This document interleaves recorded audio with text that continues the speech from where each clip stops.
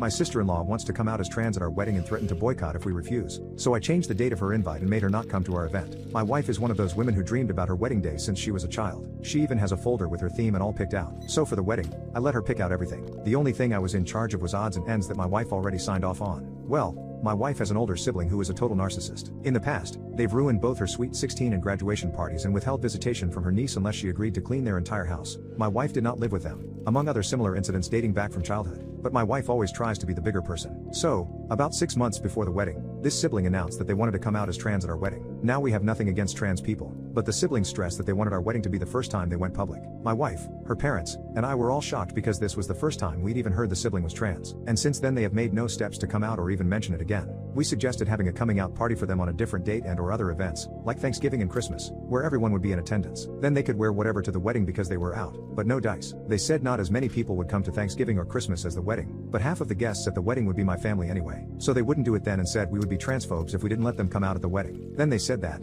if we wouldn't let them come out then, they, their wife, and daughter would not come. Well, her parents sided with the sibling and told my wife to let them have their way. My wife was distraught, but she wanted to play nice and get along. But I wasn't having it. So I changed the date on their invite when my wife gave them to me to mail. Somehow, miraculously, the sibling and parents did not discuss the actual date, because they did not show up. I think everyone figured that the sibling flaked until I came clean at the end of the reception. Well, since then, the sibling has been making it known to everyone that they hate us and that we are bad people. Then recently I was talking to my in-laws who said it was a PP move, but my wife told me she is happy about how it turned out. Update, sibling has not said anything about transitioning since. To our knowledge, we are supportive if they do, but they won't talk to us so it doesn't matter. They also will not allow us to see the niece and have cut all contact. My in-laws still dislike me but I don't care to be honest. We moved after the wedding and only see them on holidays.